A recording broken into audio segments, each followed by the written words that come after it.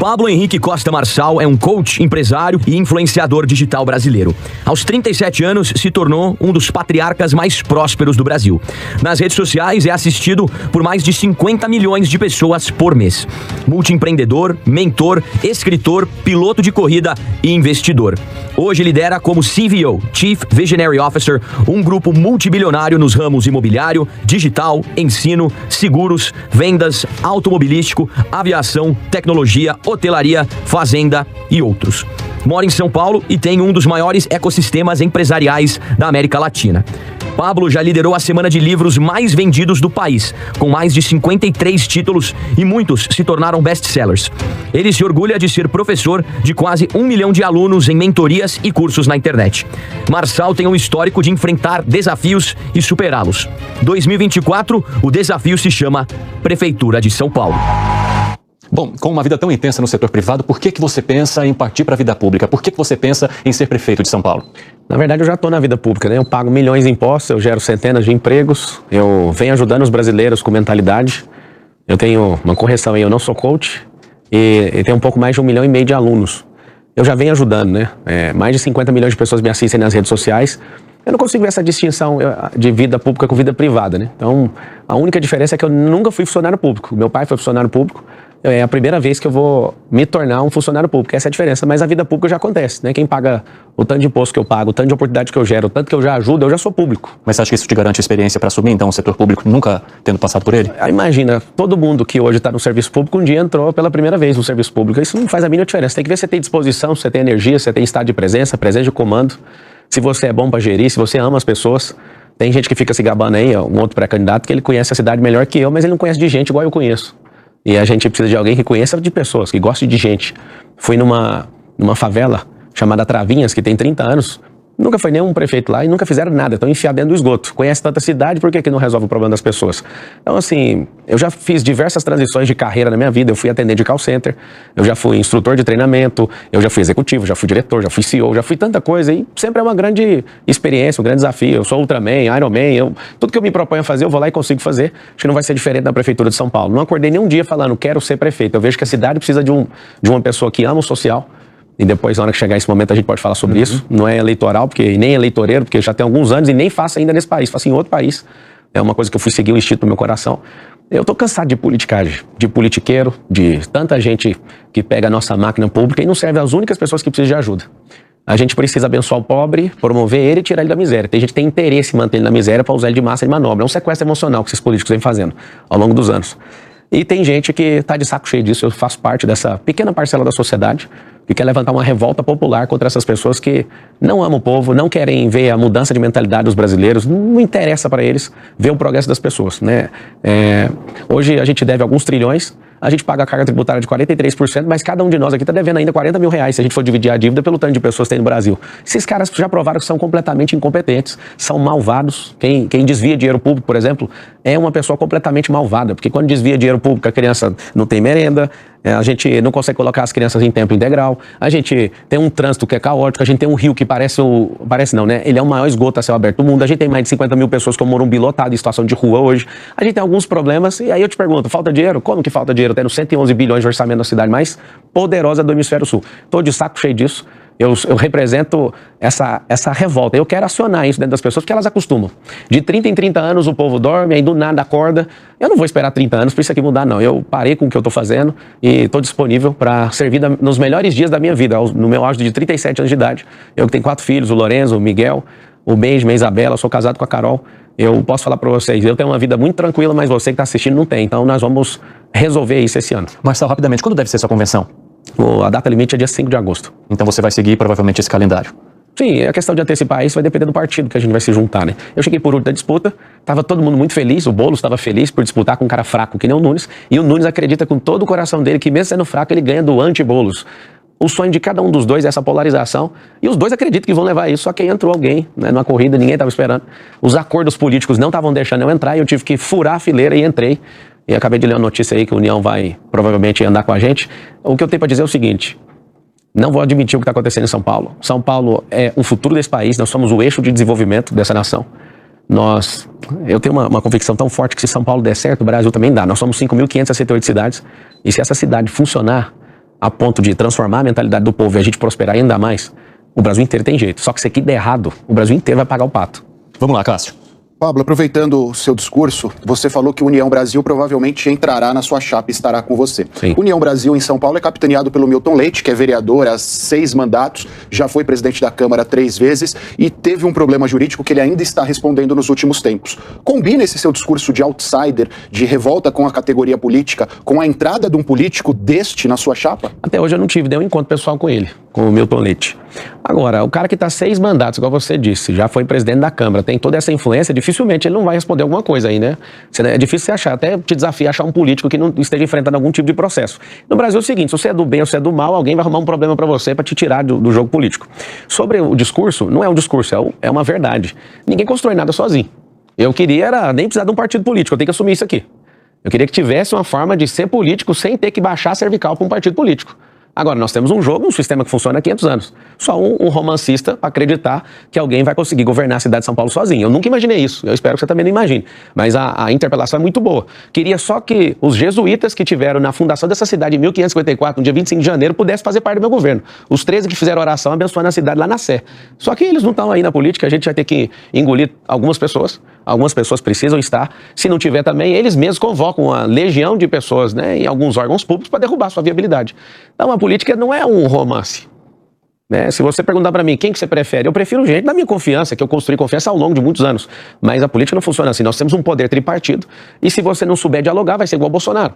Bolsonaro tinha das melhores intenções, quis fechar e falar, vamos criar um sistema puritano e não vamos dar cargo para ninguém, hoje a gente já sabe o resultado. A gente aprendeu bem, é uma dor muito, muito profunda para a sociedade que a gente está vivendo. Tem gente que não sara até hoje emocionalmente por causa da saída do Bolsonaro. Eu estava no CEPAC ontem, os últimos 2 dias, eu vejo as pessoas gritando, volta Bolsonaro. Só que o Bolsonaro, o sistema ficou contra ele. A grande verdade é, se isso aqui fosse um romance, ninguém serviria dos políticos. Meu desejo pessoal, tá? Eu não sei ao certo se isso é real, mas ele não é candidato, o Milton, né? A pré-candidata a vereador. Ele disse que não. Não, então, pelo que eu imagino, ele não seja. Então, assim, o que eu quero é renovação. Então, se você trouxe ele como uma figura negativa, pelo que eu estou sabendo, ele nem vai ser pré-candidato e nem vai viabilizar isso aí nessa eleição. Deve ter construído um legado muito grande na política, acho que agora ele deve virar um articulador, ele que é o presidente estadual do partido, da União. Eu até hoje não falei com ele pessoalmente, já jantei algumas vezes com o Caiado, com a CM, com o Rueda, eu falo praticamente todo dia. A gente percebe que vai ter uma reviravolta nessa política. O Partido União é um partido que quer protagonismo, eles estão atrás disso. E eles perceberam que eu sou um protagonista, apesar de ter sido eleito aí na última eleição para deputado federal. E não agora na relação de prefeitos, possíveis prefeitos para as capitais, né? É assim, não é criando animosidade com ele, ele nunca foi candidato. Né? A gente tem que aprender a fazer uma leitura. É uma esperança, o partido dá essa esperança, inclusive dá para a Tabata também. A Tabata não é uma candidata real, ela está ali para ser um para-choque do Boulos. E se ela conseguir garantir isso, porque a democracia é simples, é o governo popular. Se a pessoa não tiver popularidade mínima, viabilidade mínima, ela não vai disputar. Então é mais um sonho de uma pessoa. Então deve ter hoje 20 pessoas que querem ser vice na nossa chapa. Só que aí é mais o sonho da pessoa do que sobre viabilidade. Inclusive, outra coisa, um sonho do Bolsonaro, que é colocar o Coronel Melo, eu faço a aposta que vocês quiserem aqui. Só faz aí a ficha que eu já assino e pago o que vocês pedirem. O Melo não vai ser vice do Nunes. Não traz um voto, pelo contrário, tem constrangido o Nunes nas comunidades. E isso é uma granada que o Bolsonaro pôs na mão dele e soltou o pino, ele não sabe o que fazer. Bom, vamos continuar aqui. Eu tenho uma pergunta agora da Dora Kramer, lá do Rio de Janeiro. Chega aí, Dora. Boa noite. Quando o senhor lançou sua candidatura, imagino que a sua expectativa fosse de ter o apoio do ex-presidente Jair Bolsonaro. Isso não aconteceu. Mas o senhor acha que ainda pode vir a acontecer no decorrer da campanha? Dora, obrigado pela pergunta, mas não era minha expectativa, nunca fiz pedido sobre isso. Inclusive, quando eu almocei com ele aí por volta de umas 2 horas em Brasília, o deputado que estava com ele falava, mas e aí, o que você quer do presidente? Eu falei, nada. Eu vim aqui para você fechar a sua aliança mesmo com o Nunes, e foi bem interessante que ele acabou me usando ali, eu fiquei muito satisfeito com isso. Ele criou uma explosão no meu nome e ajudou a disseminar rapidamente ali que eu estava na disputa. Fui usado com muito prazer. Ele conseguiu forçar o Nunes para falar que vai, mas eu duvido que vai ainda. Assim, eu nunca tive um cargo político, né? Nunca fui funcionário público, mas eu estou envolvido com política há anos, então eu sinto o cheiro desses movimentos. Agora, o Bolsonaro, ele falou diversas vezes para mim no almoço o seguinte, eu não posso falar, na verdade, eu lembrei que ele pediu para não falar. Ele pediu off, você já está soltando. Ele pediu, vocês são tão agradáveis aqui, não parece ninguém inimigo aqui por enquanto, né? Por enquanto. Então, eu ia falar aqui como se eu estivesse lá em casa, ele pediu para não falar, mas ele reforçou algumas vezes sobre isso. Agora, eu falando da minha boca, naturalmente que essa eleição vai cair no meu colo. Eu vi até que você fez uma postagem mostrando a medalha que você ganhou do ex-presidente, né? Essa medalha que ele distribuiu, inclusive o Segre ganhou também. E vi que você fez questão de dar uma provocada ali no outro pré-candidato que tá, né, concorrendo à reeleição. Não, ele ligou desesperado atrás do Bolsonaro, eu quero uma medalha. Dizendo que você ganhou a medalha, mas ele não. Então quem que recebeu de fato o apoio? Herói não pede medalha, o herói tem que merecer a medalha. Lembra sempre disso, Nunes. Não adianta você ter ligado pro Bolsonaro, ele fez isso aí pra você aceitar o vice dele. E deu tudo certo, espero que vocês estejam bem. A grande verdade é o seguinte, eu tenho uma certa aproximação e respeito pelo Bolsonaro, e pelo que eu estou imaginando, ele, né, se tiver um segundo turno, que eu acredito de verdade que não vai ter segundo turno em São Paulo, eu pareço um doido falando isso, mas eu vou provar para vocês. Se é o tanto de energia que eu preciso, eu vou gerar esse tanto de energia. Não vai ter segundo turno em São Paulo. Se não acontecer? Cara, se não acontecer, aí vem um segundo turno. Eu acho difícil isso acontecer. Por que eu acho difícil? Aqui é um povo trabalhador, vai direto no como, o nome do programa não é direto ao ponto. O povo de São Paulo é desse jeito. Aqui tá os melhores povos do mundo, gente que veio das suas terras, é a cidade mais nordestina do mundo, tem 32% de gente com descendência italiana, são pessoas de excelência, os nordestinos são pessoas de pujança e força que construíram essa cidade, tá aqui os árabes que ensinou o Brasil a fazer comércio, os israelitas que são disruptivos em muita tecnologia, tá aqui todos os povos, aqui ninguém gosta de enrolação. Quando perceber que tem alguém que dá pra ir, ninguém vai ficar com esse romance, eu vou aqui com essa menina de Harvard, eu vou... Não, nós vamos pra alguém que é pau na máquina, que tá, de fato, com sangue nos olhos pra resolver o problema dessa cidade. De verdade, pra vencer no primeiro turno, precisa de 3 milhões de votos. Eu acho isso, assim, tão simples de fazer. É só mostrar o que precisa ser feito. Se eu fosse o primeiro a fazer, você podia me chamar de louco, mas isso já aconteceu em São Paulo. Isso acontece no mundo inteiro. Quando o povo se levanta e fala, quer saber, a gente não quer gastar mais dinheiro público para se convencer que o Boulos não serve, que o Nunes não serve, vamos apostar nesse maluco aí, vamos pra cima. Vai lá, Segre. Eu vejo você e vejo o Milei na Argentina. Acompanhei muito desse movimento dele, a partir de redes sociais, comentários, mas ele teve uma conquista do povo, conseguiu, da mesma forma que você, parece muito preparado no que você sabe, no que você propõe, mas ele está pecando hoje, pagando hoje, porque não tem governabilidade. Não tinha um governador, não tinha um prefeito e tinha pouca representatividade no Congresso. Como será a tua vida, eventualmente, com pouca representatividade, com gente que ninguém conhece, para que te acompanhe nesse projeto? Cara, se você andar comigo no parlamento, você vai ficar desesperado. O PL teve que soltar uma advertência para ninguém gravar vídeo comigo. Dos 99 deputados, eu tenho amizade com 90. Se você for comigo na Lesp, você vai ficar sempre revoltado. Você vai ver que todo mundo tem acesso a mim. É só a extrema esquerda que não consegue falar comigo, só esse povo. Fora isso, todo mundo. Eu tenho acesso com todo mundo. E questão de governabilidade é o seguinte, qual o erro do Milei, mas isso, ele conseguiu o governo, ele tem que flexibilizar, né? Ele foi muito radical, conquistou o povo, é o primeiro presidente libertário da humanidade, eu acho que não temos histórico na humanidade em relação a isso, mas aí tem um preço do primeiro dia de janeiro, né? Não sei se ele tomou posse em 1º de janeiro. Dezembro, né? É diferente lá. É aquele peso do... E aí, o discurso, ele precisa agora ser flexibilizado pra gente governar. Igual um prefeito não governa sozinho. Se for perguntar pra mim qual que é o seu sonho, meu sonho era governar igual o Salomão.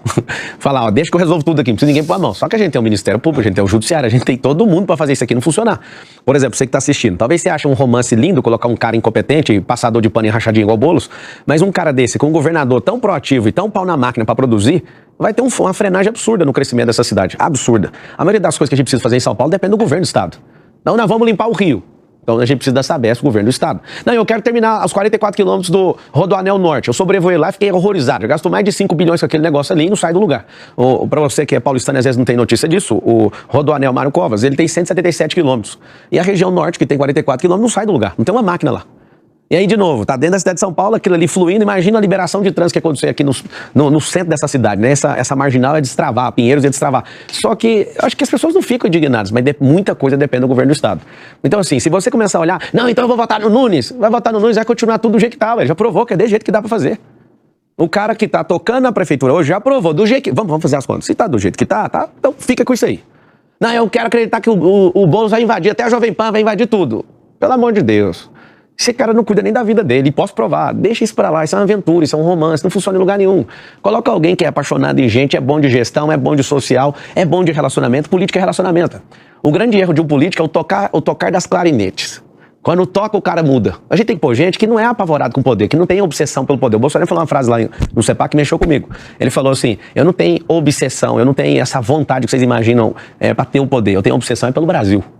E tem crescido dentro de mim uma paixão de verdade. Eu acredito que a gente consegue mudar nosso povo através da mudança de mentalidade. 3 coisas que a gente precisa no Brasil urgente e nós vamos começar através de São Paulo.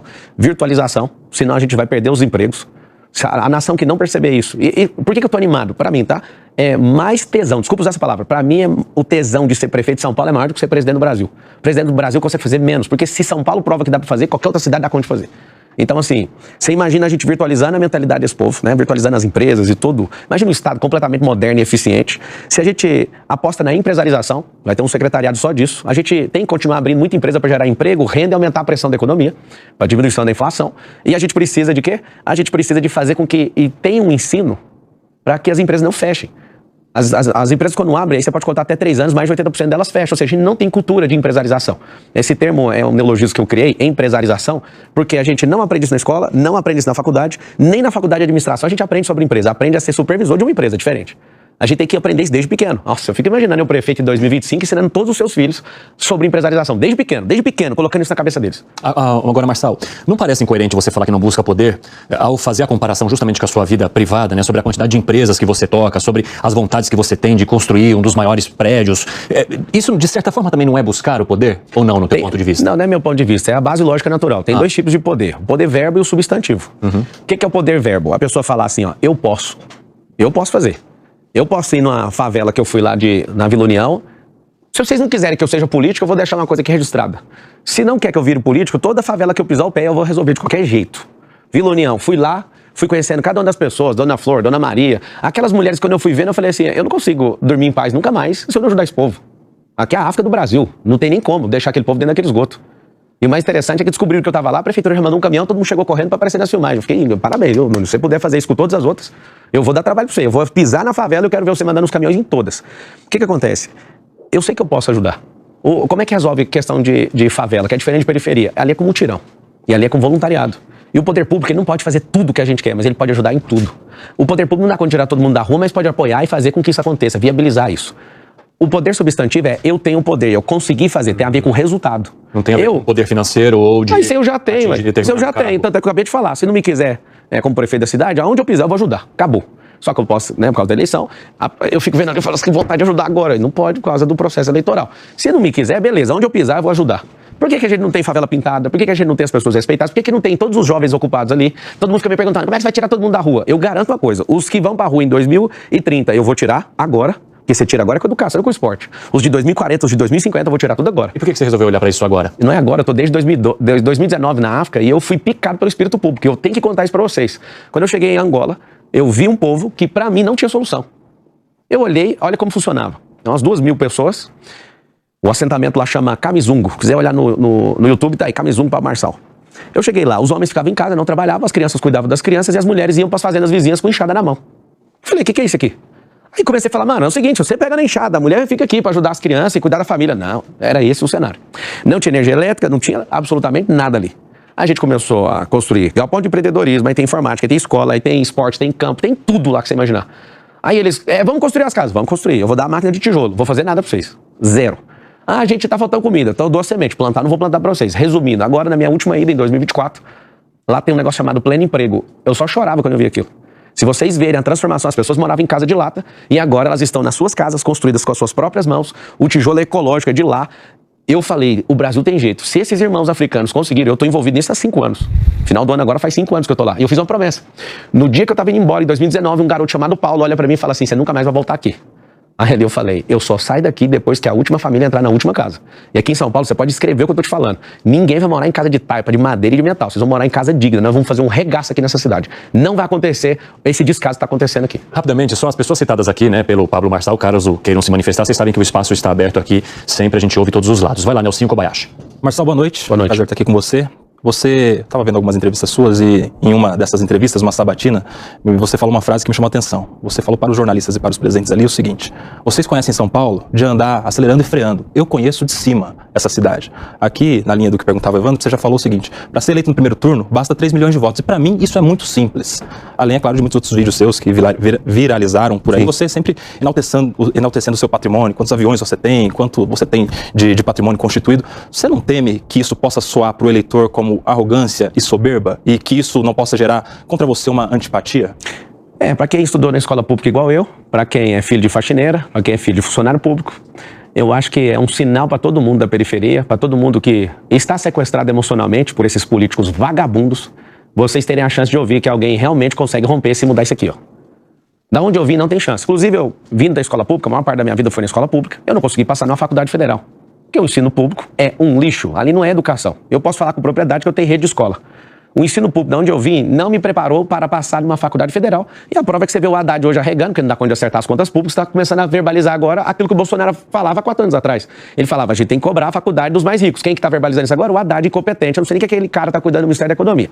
Agora, o Brasil tem uma mentalidade de demonizar a riqueza. É por isso que o nosso povo é pobre. Você vai para os Estados Unidos, eu tenho casa lá, eu encosto um carro, né, você anda no Escalade, aí a pessoa, um americano, ele olha, ele fala, good job, nice car, ou seja, bom trabalho, parabéns, legal o seu carro. Aqui no Brasil, não. Aqui no Brasil, se a gente tem alguma coisa, é ladrão, é não sei o quê. Nós vamos mudar a mentalidade. Eu não tenho vergonha da prosperidade, porque nós temos o país mais rico de todos. A maior reserva de nióbio é nossa, de grafeno é nossa. A gente tem 3 safras.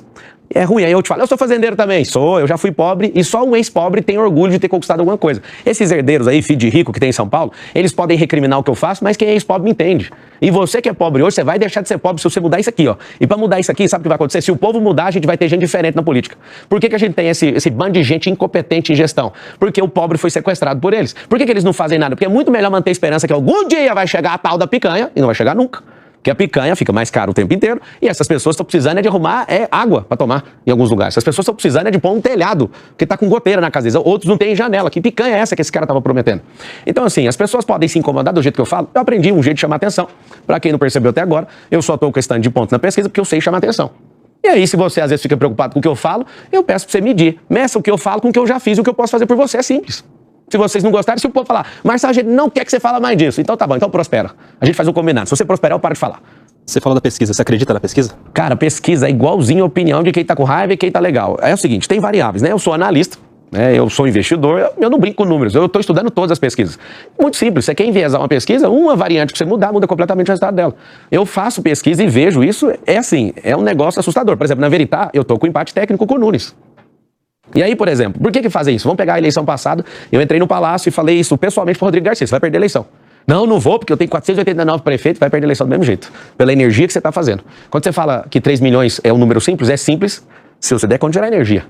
Se você der conta de conquistar o povo. Se você for verdadeiro. Se não, pode falar que você é o ator de Hollywood que não vai conseguir.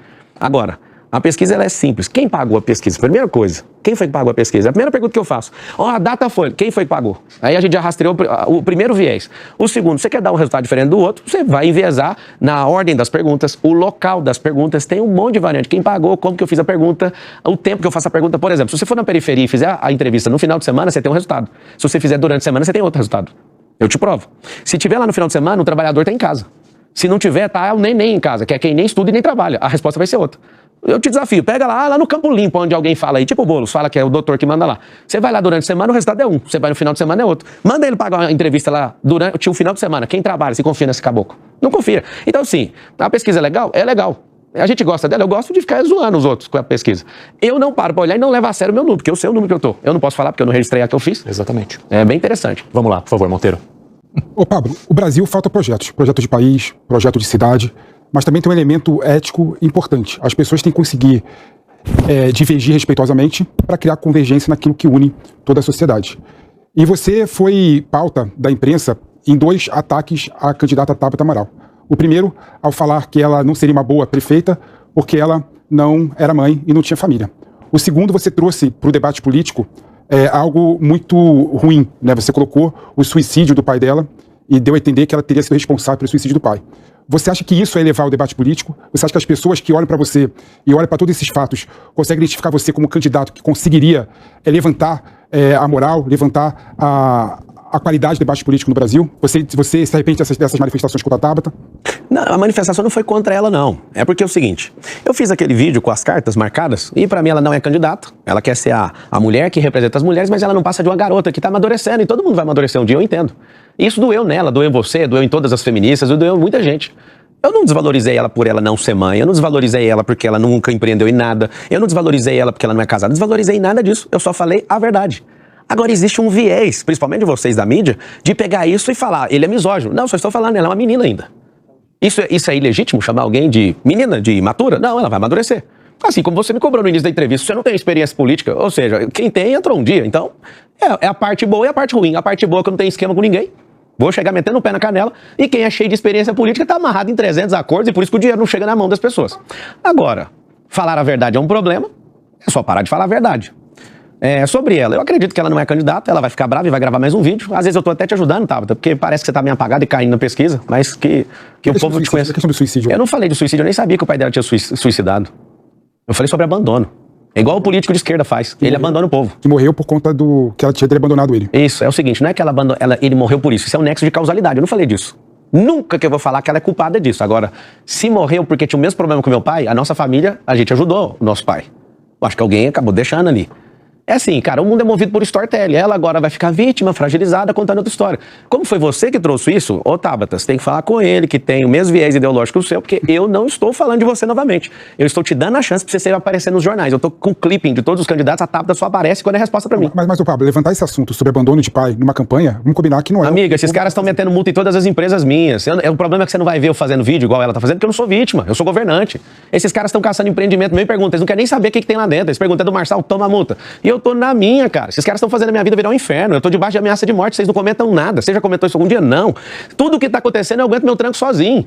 Isso é mais uma prova que ela é imatura. Ou seja, ela não tem pauta, não tá querendo mostrar serviço, é para-choque do Boulos, e a única vez que ela aparece em qualquer clipe que eu sigo o tempo inteiro, que eu gosto, eu sou analítico, ela responde ao Marçal.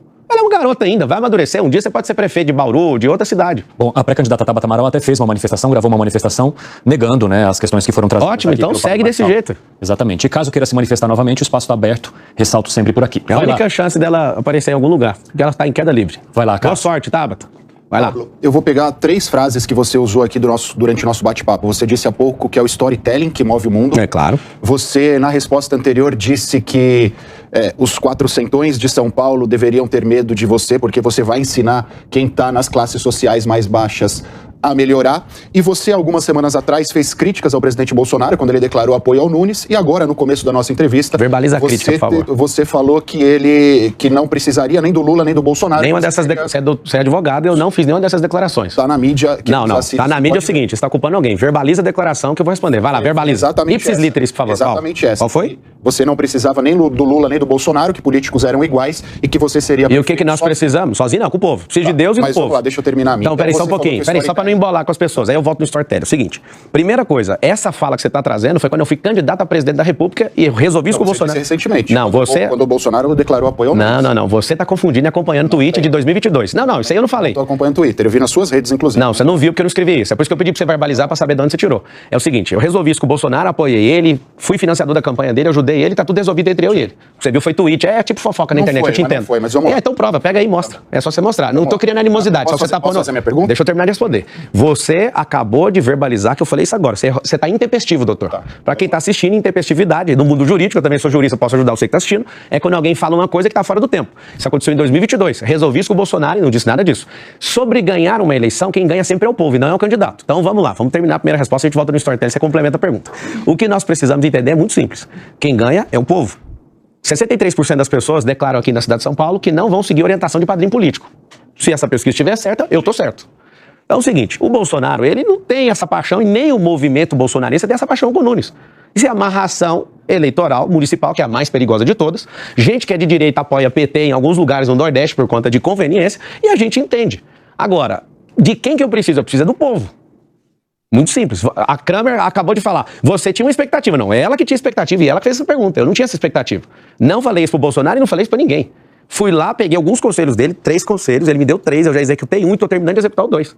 E se der certo eu executar o 3º, a gente vai vencer a eleição. Então assim, meu irmão, cuidado com essa verbalização, porque ela foi intempestiva. Ela aconteceu, meia verdade o nome disso aí. O público pode acessar. Não, o público não pode acessar não, você que tem que provar. Até sugiro, você postou o Instagram, provar, eu vou lá e comento. Nossa, me desculpa, você tá certo, eu não verbalizei isso. Vamos lá. Você a outra sobre storytelling. É que eu não falei. Você falou que o storytelling move o mundo. Claro. 3 ponderações suas. Em determinado momento você disse que São Paulo tem alguns 400ões, não foi esse o termo, mas foi o que você... Faz o favor de, quando você abrir aspas, não colocar palavras na minha boca. Não falei isso aí. A terceira coisa que você tá fazendo. Não, tudo bem. Não tá bem. Quando você verbaliza, não, só um pouquinho. Como é que você chama, doutor? Cássio, deixa eu te explicar uma coisa. Quando você abre aspas sobre uma pessoa, você jamais verbaliza em verdade. Então você não falei 400. Muito riquinho, não foi o termo, mas que São Paulo tem muito Eu também não falei riquinho. Se você quiser verbalizar a minha fala, você vai falar o jeito que eu falei.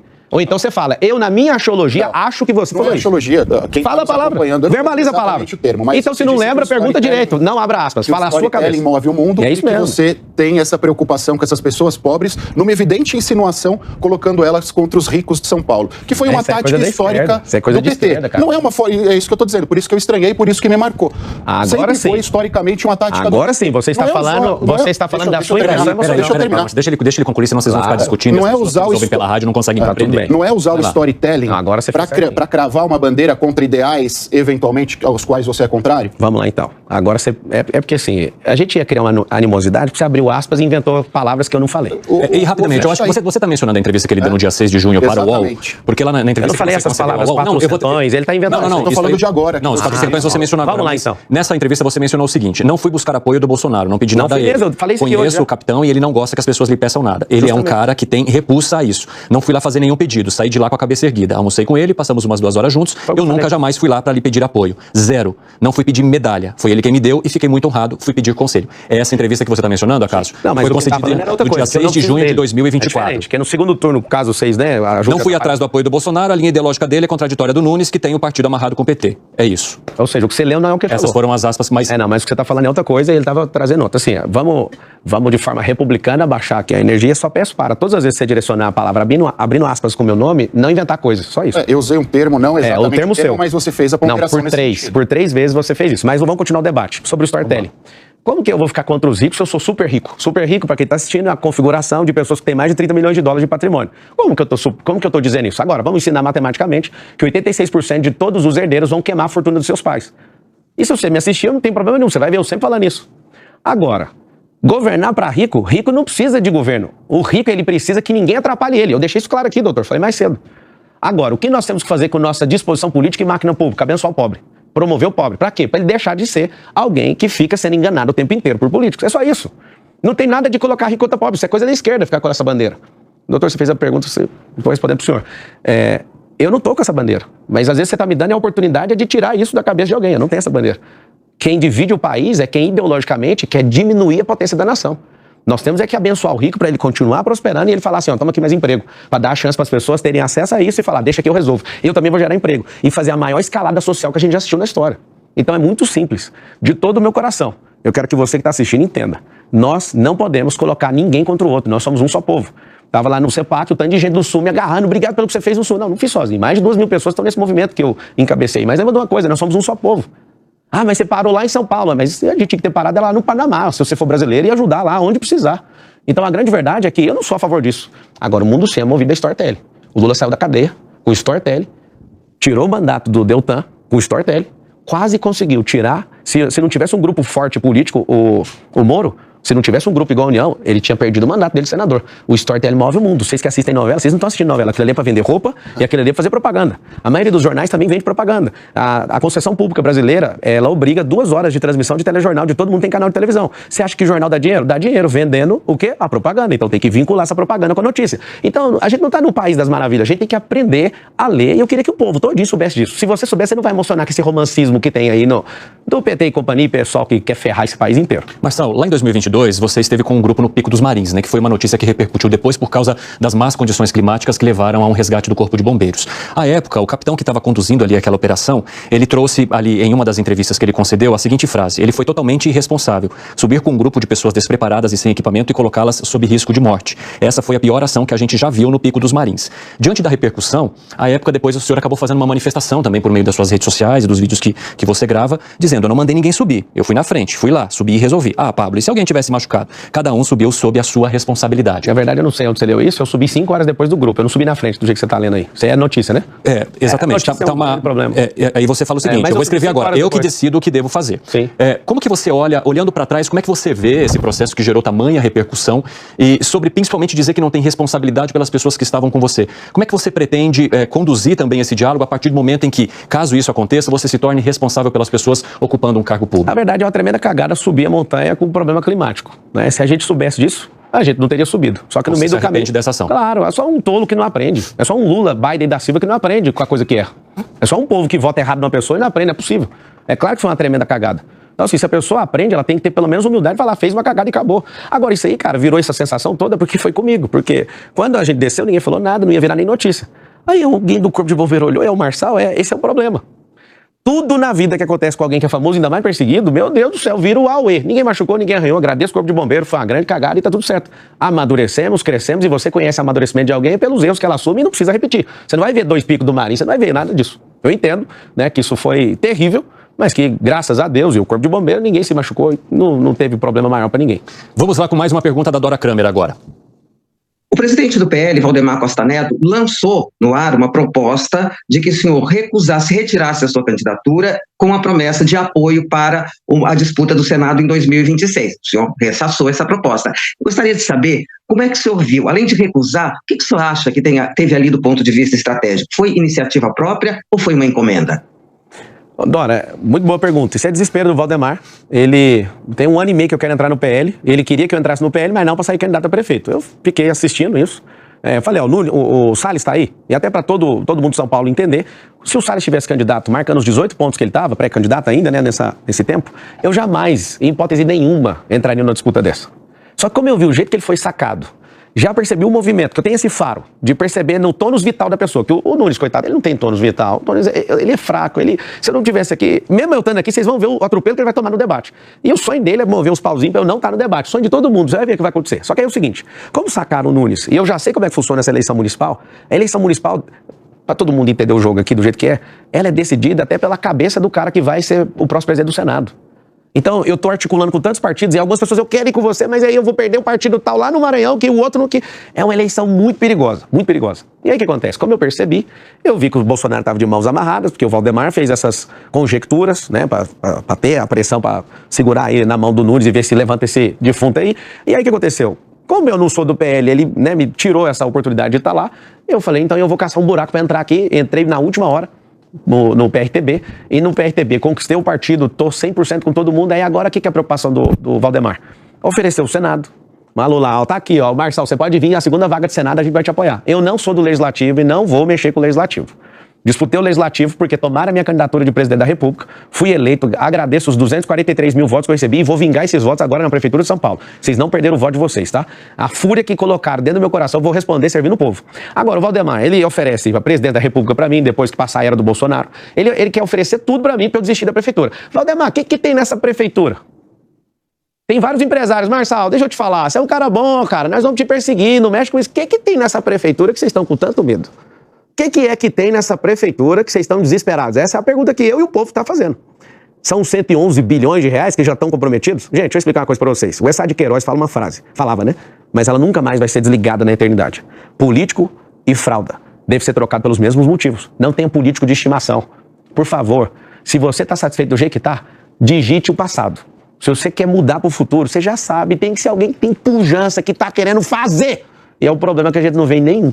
Vamos lá, Segré e depois o Monteiro. Perfeito. Você foi pré-candidato ou candidato a presidente. Sim. Em 2022 não conseguiu completar a candidatura, ou não sei exatamente. Foi derrubado pelo partido, Lula sitiou o partido e derrubou o partido. Tá. Em 2000 foi logo depois candidato a legislativo. Venceu as eleições. Venceu e faltando caçado. 13 dias. Deputado federal. Não, derrubaram o partido aqui do estado. Tá, então tem alguma... Eu tirei vaga do PT. Algum movimento aí político que com certeza você aprendeu nessas duas experiências. Isso não vai acontecer de novo. Mas agora você mencionou, você entrou no PRTV. PRTB.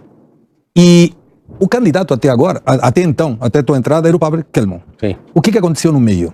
Suposto, né? Não, é uma situação que eles estavam ali, cobrando e tudo. Nunca tive pessoalmente com o Kelmo. E até convido o Kelmo, já que ele está no partido e não dá para mudar, que ele saia vereador. Não te diminuindo, tá, ô padre? Longe disso, você disputou igual eu a presidência. Tomaram a minha oportunidade, eu fui lá e virei deputado. Eu tô te falando com humildade, eu acho que você pode ser um dos mais votados dessa cidade, se você sair aí pré-candidato a vereador. Conta com o meu apoio, não tem animosidade da minha parte, nunca troquei ideia, nunca pedi nada disso, né? Como foi de última hora a entrada, tá muito nítido, né? Que se fosse para olhar para a pesquisa, eu venceria o padre Kelmo com tranquilidade, que ele chegou a marcar ponta e parece na pesquisa anterior, não chegou nem a 10% do que eu tô. E qual o teu aprendizado nessas duas experiências que não deram certo? Nisso aí não vai acontecer de novo, não. Okay. Tem que estar muito bem calçado, tem que ter influência, o nosso corpo jurídico que está sendo formado é um absurdo. A gente tá formando um corpo jurídico aí de nível de presidência da República, porque... cara, eu fiquei 5 anos na academia de Direito, mas o Direito é um pouquinho diferente do que todo mundo imagina. É até aí que eu posso falar. Vamos lá então, Monteiro. Ô Pablo, no teu discurso, eu vejo você primeiro maldizendo a tal polarização. Você se coloca contra a polarização. Até que você colocou que o Nunes e o Boulos seria a reprodução da polarização em nível federal. E às vezes eu acho que você quer romper essa bolha da polarização. Mas, ao mesmo tempo, eu sinto você preso à ideia da direita e esquerda. Estava no CEPAL esse fim de semana. CEPAC esse fim de semana. Critica abertamente o PT, o PSOL. O PT não precisa nem... Mas eu sinto, Pablo, eu sinto que várias... Assim, uma das características que eu acho interessante na sua pré-candidatura é exatamente o fato de você poder mostrar algo novo. E, às vezes, eu acho que o teu discurso até parece um discurso, de certa forma, de alguém da esquerda contemporânea. Por exemplo, o capitalismo popular... Estava no Brás e falava que queria dar instrumentos para aquelas pessoas do Brás se emanciparem. Então eu acho que o teu discurso, às vezes, é um discurso que foge da polarização, ao mesmo tempo vejo você fugindo para dentro da polarização. Até porque todo mundo sabe que você representa mais o espírito bolsonarista do que o Nunes. Até por conta que o Segredo colocou aqui, que você é outsider, assim como o Bolsonaro foi em 2018, assim como Milei, assim como Trump. Então, às vezes, eu acho que você quer se apegar na polarização e, ao mesmo tempo, você quer fugir da polarização. O que você acha? Você é o quê? Você é pró-polarização, quer capitanear essas ideias da direita, estava no CEPAC, né? Ou você quer colocar algo novo na mesa? Cara, na verdade, eu sou governalista, mas como é que eu vou explicar pro povo se eu não tenho poder? O poder político. Então, eu nem vou mais trocar nesse assunto, porque até eu explicar isso, acabou a eleição.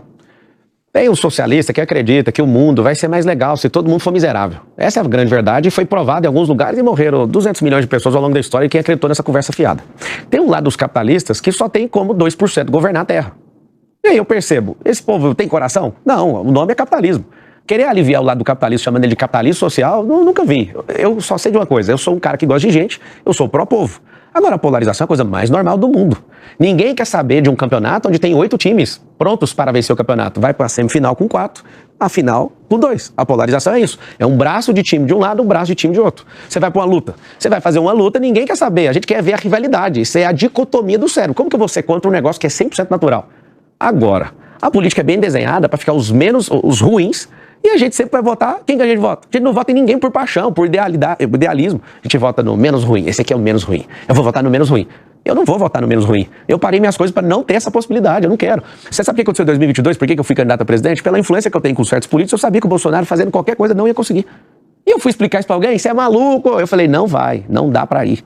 O sistema trancou. E aí eu vou explicar isso para as pessoas, me tiraram de maluco. O sistema é tão bravo, quando percebeu que eu estava movimentado, trancado também.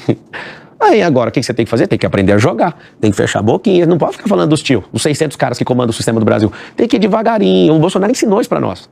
Então, assim, a polarização é natural, a dicotomia. O que eu quero que as pessoas façam? Eu não sei se foi só até aí que você perguntou, acho que você quer perguntar um pouco mais, mas não é fugir da polarização. Porque se eu for olhar aqui agora, eu posso pegar meu chapéu e ir embora para casa. Por quê? Porque o Bolsonaro está de um lado, mesmo que amarrado. Se puder fazer uma charge, um chargista faz pra mim que eu vou postar. Bolsonaro amarrado, Valdemar atrás falando que tá tudo bem e o Nunes com a granada sem pino. A charge, por favor, alguém faz a charge e manda pra mim que eu vou postar. Esse é o cenário. De outro lado, o Boulos querendo ser bonzinho.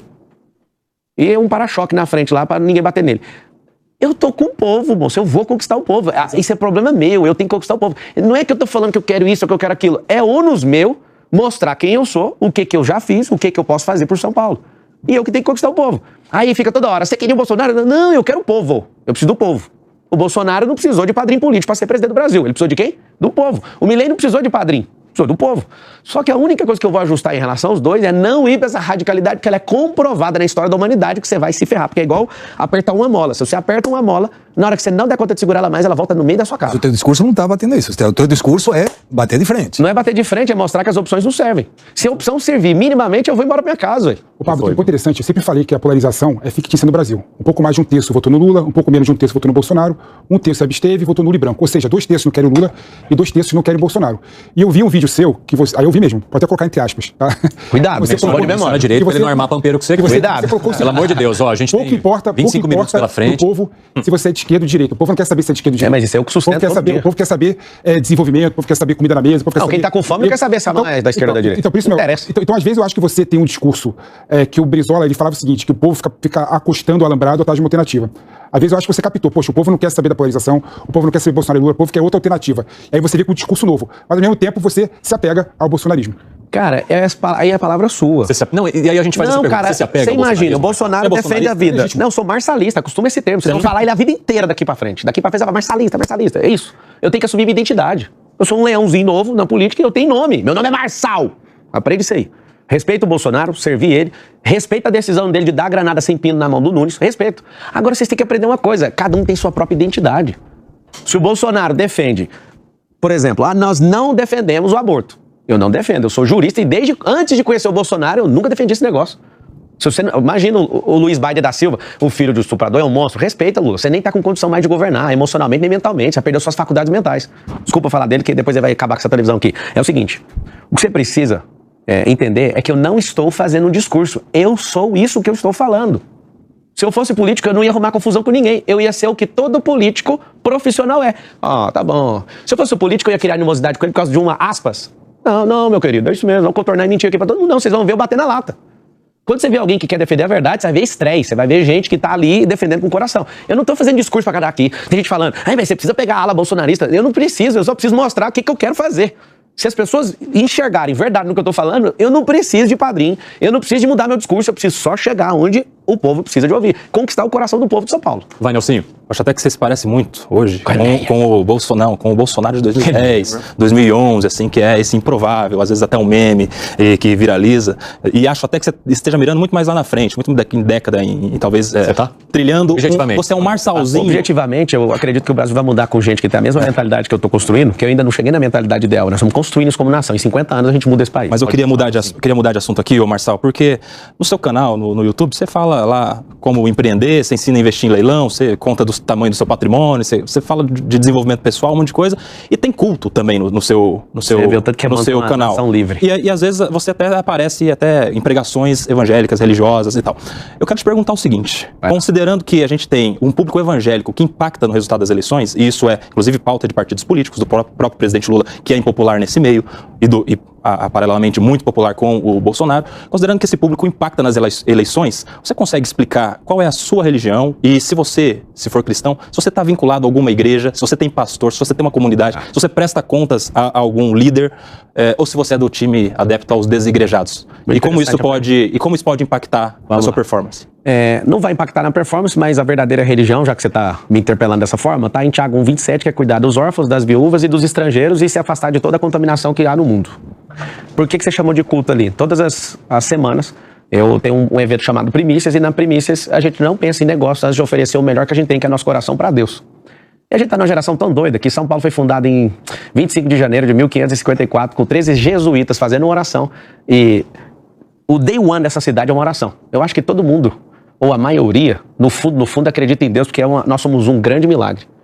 Agora, se você perceber que as pessoas começam a misturar demais a religião com a política, significa que eles querem dominar esses assuntos e fazer com que essas pessoas nem pensem e entrem pelo cabresto.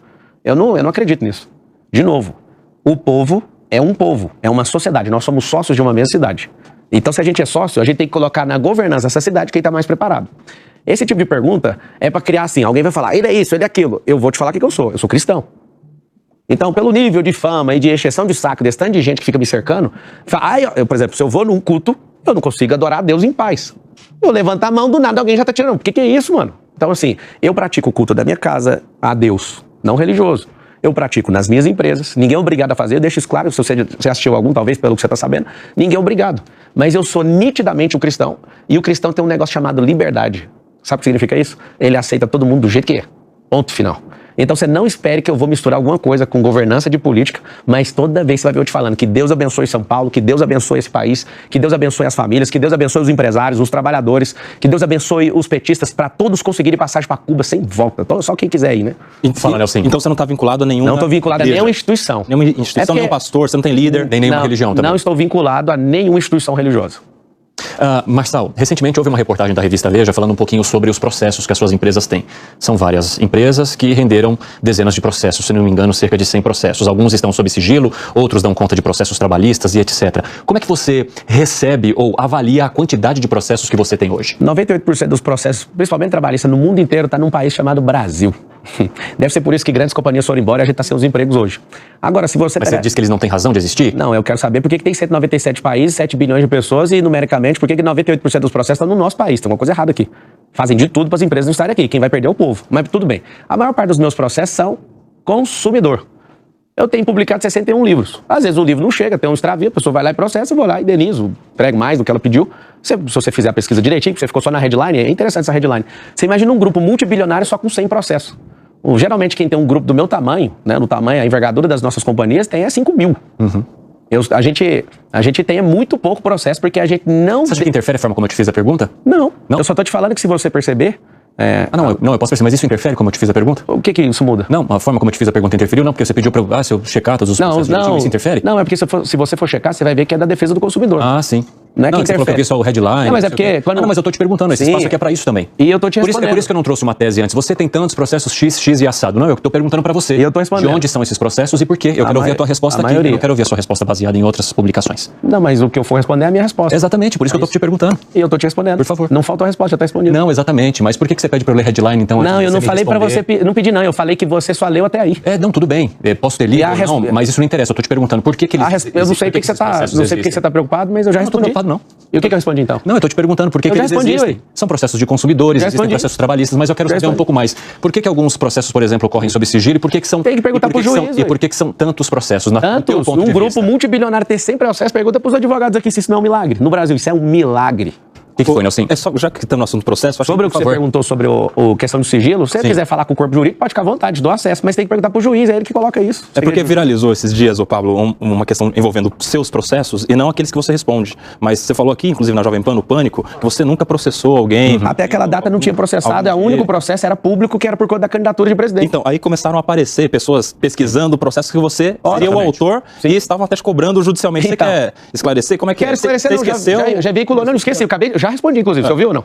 Você falando sobre os processos que você respondeu na resposta anterior. Não, acabei de responder, porque você não prestou atenção, vou repetir. Então só para ficar claro. Então vai lá. Quando eu te perguntei, você respondeu, no meio da minha pergunta, que até aquele dia você nunca havia processado alguém. Sim. Posteriormente, não sei se nos dias seguintes, alguém entrou com uma ação judicial contra você, demonstrando que antes do início do programa, do dia que você esteve aqui no Pânico, você já tinha processado anteriormente. Ou seja, o cara juntou e você fez uma nota pública tentando esclarecer. Não tentei, não, eu consegui. Eu dei a clareza da nota porque muitas pessoas vão se aproveitar disso. A gente tá no Brasil. Simples. Os processos que aconteceram até aquela data são de natureza pública, ou seja, era para poder ir no debate da Band, era contra a Rede Globo de televisão, porque me tirou de uma sabatina. Não processei ninguém. É um processo público, é em favor do povo, até aquela data. Como eu percebi uma manobra de algumas pessoas tentando tirar proveito, e várias, das 100 ações, desconta 20, se você quiser saber. Você desconta 20, é a ação de pessoas que estão se aproveitando dessa fala. Cobrando milhões, não é isso? Pode fazer à vontade. Tá muito simples. Peraí, deixa ele terminar. O que eu fiz foi, eu não tinha processado até aquela data. Só que agora, depois do Rio Grande do Sul, eu decidi que eu vou processar todo mundo e todo o dinheiro eu vou enviar para o Rio Grande do Sul para reconstruir aquele lugar. Agora, nós estamos num país onde as pessoas não gostam de produzir por si mesmas, elas querem tirar proveito de alguém. Então realmente teve, e as ações todas estão caindo, porque as pessoas bonitinhas, elas têm o dinheiro, vai lá e ainda mente no judiciário, e eu estou caçando todas, ela vai lá e pede assistência gratuita do judiciário para cobrar uma aposta, que eu nem fiz com elas. Eu fiz um desafio e a pesquisa, de novo, está muito nítida. Todos os processos até aquela data eram sobre questões públicas. Minha candidatura, que inclusive o CNPJ é da campanha eleitoral. Não é meu. Eu realmente, até aquela data, não tinha feito, nem movido nenhum processo contra ninguém. Zero. Inclusive, até com a sua pré-candidatura, veio à tona o caso em que seu nome aparece lá em 2005, em Goiânia, em envolvimento que eles falam ali de formação de quadrilha, furto qualificado. Zero possibilidade de ter mexido com isso. E aí, qual é a explicação que o senhor dá? Porque, mais de uma vez, essa questão, ela aparece nos momentos em que o senhor protagoniza algo. Muito simples. O que aconteceu lá em 2005, muito simples. Pablo Marçal? É simples. Eu trabalhei para um cara arrumando computador para ele. Eu não tinha nenhum recurso. Esse cara me pagava, sei lá, R$400 e um dia eu respondo um processo criminal por causa disso. Não tenho nenhum conhecimento de quadrilha nem de ninguém. Não tinha dinheiro para pagar advogado. Eu vim realmente da família pobre que não tinha condição. Esse processo correu à revelia. Se você for investigar direitinho, é isso que eu peço. Assim, não é contra você.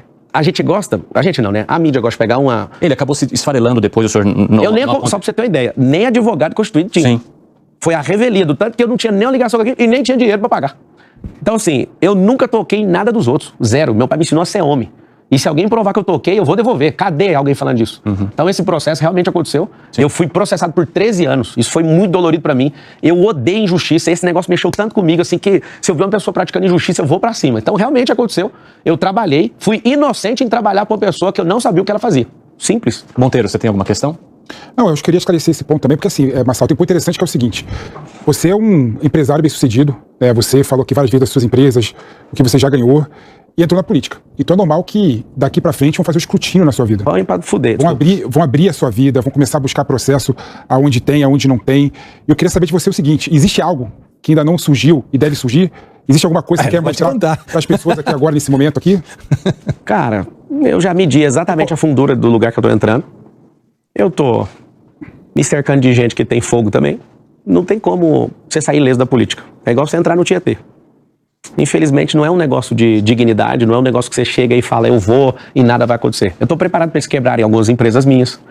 Esse povo realmente está me cercando de todos os lados. É muito ruim, por exemplo, o governo pegar o COAF, pegar o CARF e começar a fazer uma desostra na sua vida. É muito ruim eu não pegar nenhum real de dinheiro público, ir lá fazer doações do meu próprio dinheiro e um dia acordar, né, para a campanha eleitoral de 2022, não pedir dinheiro para ninguém, cara. Não peguei um real de dinheiro público. Você está falando sobre a investigação da Polícia Federal, da campanha, da doação de campanha. É porque as pessoas vão ver alguém que é correto no que faz e vão... Isso é uma técnica chamada phishing.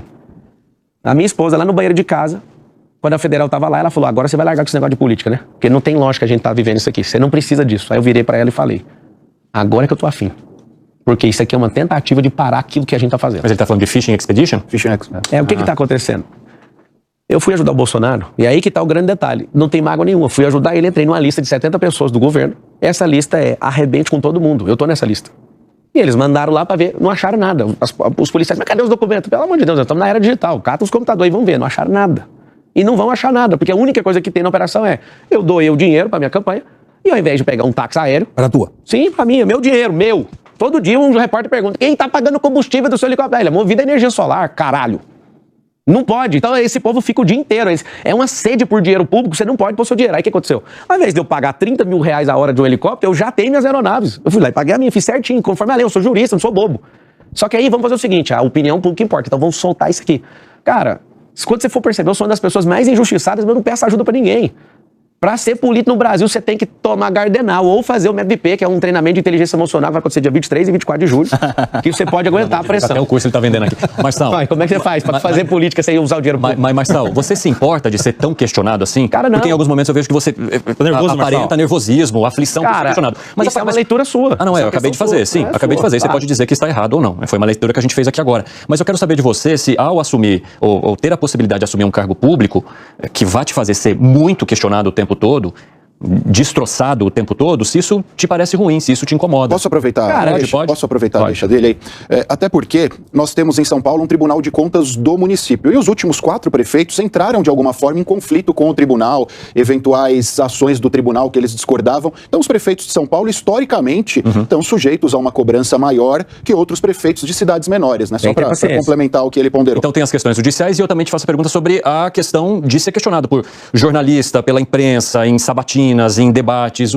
De que maneira que você pretende enfrentar isso? Com paciência. Paciência é uma coisa, é uma virtude, né? Então se a pessoa, por exemplo, abrir aspas e falar que eu falei, você vai ver isso aqui o tempo inteiro. Isso é um processo de education também. Você vai fazendo, a imprensa vai entender o jeito que você joga. Se quiser levar na canela, tá disponível. Todo dia vai acordar, vai tomar uma. Quando você fez a leitura errada sobre eu fico nervoso, não. Isso são coisas que deixam as pessoas nervosas. Por que minha leitura tá errada? Eu não tô nervoso. Então, mas foi a minha leitura. Ela tá errada. Mas se você lê, tá escrito assim, ó, vida, aí você lê morte, você lê errado. Não, mas foi a leitura sua tá errada. Que você transpareceu pra mim aqui. Isso, de novo, chama percepção, é coisa sua. Então, é minha. E tá errado aí. Então, tudo bem, mas é mas tá errado. Eu tô te falando, foi a minha percepção e eu quero... Você precisa aceitar quando a pessoa fala que você tá errado. E eu quero saber como é que você pretende lidar com esses questionamentos. Do mesmo jeito que a gente tá conversando aqui, vai ter diálogo. Eu não vou fazer igual esquerdista que você tá jogando xadrez, parece que você tá jogando com pombo, ele não dá conta de mover mais, ele bate a cauda do que ele é o próprio pombo, caga no tabuleiro e vai embora. Eu vou ficar até o fim. Eu tenho paciência, eu aguento pressão, eu vou provar pra vocês que eu sou preparado pra suportar isso aqui. Vai ter gente que vai jogar contra o tempo inteiro. Você parece ser um cara agradabilíssimo. Imagina eu pegando um cara que tá lá na Folha de São Paulo, no UOL, que é esquerdista daqueles, enviado não sei da onde, ele vai querer arrancar até o meu fêmur. Ou seja, eu vou ter paciência com ele também. Porque eu sei que a gente está contaminado. O quarto poder da República, que é a mídia, está controlando o país. Precisa ser do jeito que foi com o Bolsonaro? Eu acho que o Bolsonaro pecou no excesso ali. Tem que ter um pouco mais de paciência. Você vai ter essa paciência da minha parte e vocês também tem que ter paciência comigo. Eu estou saindo do meu campo da vida privada que eu mando na minha vida e agora eu não vou poder falar tudo. Isso para mim é das piores coisas que existe. Acho que a pior coisa de alguém que tem a vida que eu tenho é trocar minha agenda que é livre por uma agenda ocupada por 1.460 dias. Segunda preocupação é ter paciência com tanto de leitura errada, com gente abalada emocionalmente, com gente que abre aspas no seu nome e você não falou, com gente que te odeia de graça. Mordeu, hein? Mordeu não, cara, é a realidade. Foi 3 seguidas aqui, ó. É de Goiás, né? Isso aí lá chama morder a chumbada. Eu sou do Brasil, rapaz. Eu nasci dentro do carro, no Voyage 87. Você sabe o termo morder a chumbada? Eu sou pescador também. Então você sabe, né? Parece que você mordeu a chumbada pra cá, hein? Não, então, a chumbada dele era tão fraca que na hora que eu mordi, arrebentou a linha. Foi 3 que ele mandou. É uma questão de interpretação, hein? É, porque você não conseguiu acertar nenhuma. Isso é uma percepção. Então abre aí e mostra. Olha lá, ele tá caçando aqui, ó. Deixa eu mostrar uma coisa que tá acontecendo aqui ao vivo, só um pouquinho. Olha o que ele tá fazendo. Ele fica caçando headline de notícia pra vir. Ou seja, só fica na headline. Quando a gente... E é muito bom estar aqui. Alertou da headline. Inclusive eu chamo atenção e faço muito dinheiro com headline. Que bom. Isso é bom demais. Se você quiser aprender, o que acontece?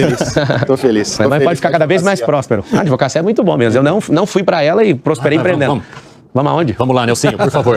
Vocês estão monopolizando aqui o programa, a gente tem mais perguntas a serem feitas. Vamos lá. Ó, só pra falar que eu tô muito satisfeito de estar aqui, viu? Esse aqui é um bom treino. Vai lá, Nelsinho. Ô, Pablo, Diga. a gente tá vendo aí um movimento acontecendo, você mexeu na pesquisa aqui, a campanha, a corrida eleitoral pela Prefeitura de São Paulo, movimentou inclusive a formação de algumas chapas, e a sua chapa ainda não está sendo discutida a respeito do seu vice. Quem não está discutindo? Pelo menos publicamente. Todo dia. Publicamente, calma, não tá publicamente, a gente não está vendo quem são os cotados ou não. Agora, por exemplo, com essa ideia do União Brasil talvez aderir à sua campanha, o Milton Leite, que é o presidente municipal, tinha se colocado à disposição do Ricardo Nunes para ser vice dele. Você aceitaria o Milton Leite como seu vice? E se não, quem seria um outro nome aí cotado para ser o seu vice? Já que a gente está se aproximando das convenções. A primeira coisa é que a ansiedade de vice é só de candidato que quer ser vice. Então a ansiedade é dele. Era bom você fazer essa pergunta para ele.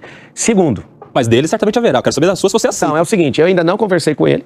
Então, eu tenho que ter uma primeira conversa. Então, não tem resposta para uma coisa que eu nem conversei. Se ele está viabilizando isso, né, que ele construa isso e está tudo certo. Que eu sei, tem mais de 20 pré-candidatos, emocionalmente falando, que querem sentar nessa cadeira poderosa de vice. Eu não sei para que o vice faz até hoje, né? É uma reserva, né, para caso acontecesse alguma coisa.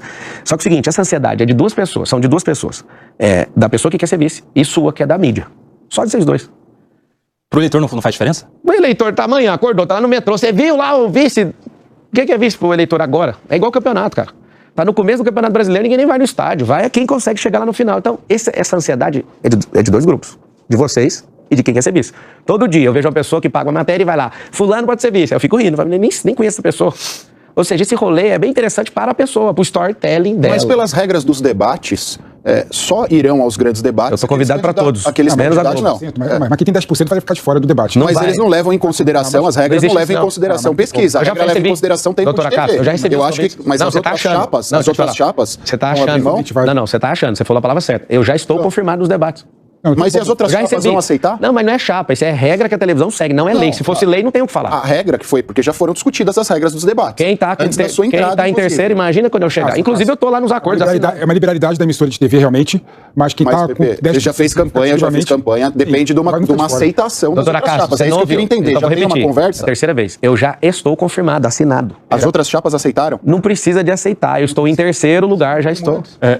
Não, é tão simples isso aí, isso é liberalidade. Isso não é por lei. Se fosse por lei, eu ia te responder outra coisa, mas já estou. Falta só a confirmação da Rede Globo. Nós temos menos de 10 minutos agora pela frente. Vamos abrir mais um espacinho, temos que ser um pouco mais objetivos. Marçal, recentemente a gente viu algumas análises de pessoas falando sobre a possibilidade de você abrir mão antes de realmente fechar ali a sua candidatura para apoiar algum outro candidato. Em algum momento você falou qualquer palavra relacionada a isso para alguém, mesmo que dentro da equipe, para articuladores, em algum momento isso soou de você? Cara, assim, eu não entrei para ser vice de ninguém, não saio e não serei vice, sem chance. O que começou a ser ventilado, que é uma fake news do próprio Boulos, é que eu ia vender minha candidatura. Eu não vou falar quem para não arrumar confusão, mas tem um pré-candidato que está vendendo a candidatura. Mas não preocupe que não sou eu, tem alguém, certeza absoluta. Tem preço, inclusive. É o seguinte, quem tá com a máquina na mão tem dinheiro infinito para fazer o que quer. Só que eu sou uma pessoa de valor, então não tem preço. Não vai acontecer isso.